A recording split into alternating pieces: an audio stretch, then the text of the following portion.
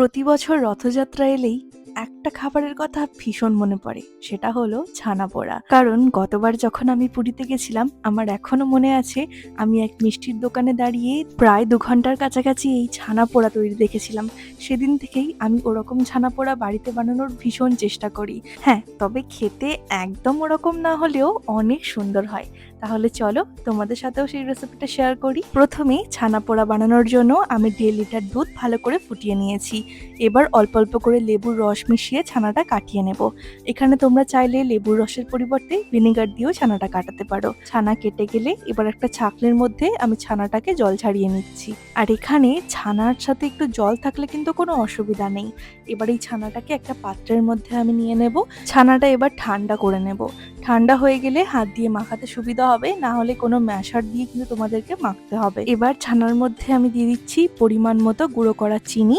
এখানে চাইলে তোমরা গোটা চিনিও ব্যবহার করতে পারো, তবে আমি দেখেছিলাম ওরা গুঁড়ো চিনি ব্যবহার করছে। তারপর দিয়ে দিয়েছি 2 চামচের মতো সুজি, একটু কুচনো কাজু কিশমিশ, অল্প একটু এলাচের গুঁড়ো আর 2 চামচ ঘি দিয়ে ভালো করে ছানাটাকে মাখিয়ে নিতে হবে। তোমরা চাইলে এখানে কাজু কিশমিশটা নাও দিতে পারো, তবে দিলে কিন্তু বেশ ভালো লাগবে খেতে। আমিও দোকানে দেখেছিলাম অল্প পরিমাণে কাজু কিশমিশ ওরা ব্যবহার করে। ছানাটা এখানে মাখানো হয়ে গেছে। এবার যে পাত্রের মধ্যে আমি ছানা পোড়াটা বানাবো, এখানে আমি একটা ছোট্ট কেক টিন নিয়েছি। ছানার কোয়ান্টিটি অনুযায়ী তোমরা এখানে পাত্রটা নিতে পারো। আমার যেহেতু ছানাটা খুব অল্প পরিমাণে, তাই এই ছোট্ট কেক টিনের মধ্যে কিন্তু খুব সুন্দরভাবে হয়ে যাবে। তো আমি এখানে এই কেক টিনটার মধ্যে অল্প একটু ঘি মাখিয়ে নিয়েছি।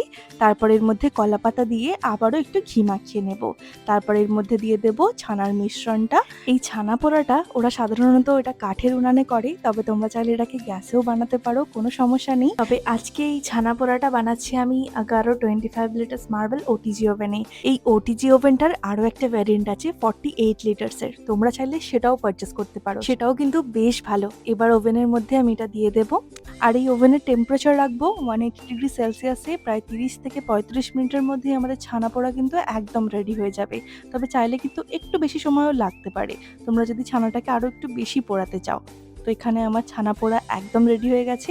এবার গরম গরম অবস্থায় ওপর থেকে একটু চিনির শিরা দিয়ে দিচ্ছি। আর আমি পুরীর ওই দোকানেও দেখেছি যে ওরা বেঁচে যাওয়া মিষ্টির রসটা ছানা পোড়ার ওপরে দিয়ে দেয়, এবং খেতেও কিন্তু বেশ ভালো লাগে। তাই আমি বাড়িতে যখনই ছানা পোড়া বানাই, ওপর থেকে এরকম চিনির শিরা দিয়ে দিই। এইভাবে করলে খেতেও কিন্তু বেশ ভালো লাগে। তাই বাড়িতে তোমরাও একবার এইভাবে ট্রাই করে দেখো, আশা করি তোমাদের ভীষণ পছন্দ হবে। আর আমার মতো ছানা পোড়া খেতে কে কে পছন্দ করো অবশ্যই কিন্তু সেটাও কমেন্টে জানাতে হবে। তো আজকে ভিডিওটা এখানে শেষ করছি। দেখা হবে আবারও কাল নতুন রেসিপি নিয়ে। ততক্ষণ সবাই খুব ভালো থেকো। আর রিয়াজ ফুড ডায়েরিকে সাবস্ক্রাইব করতে একদম ভুলো না। আর ভিডিওটা আমার ফেসবুক বা ইনস্টাতে দেখে থাকলে সেখানেও একটু ফলো করে দিও। টাটা।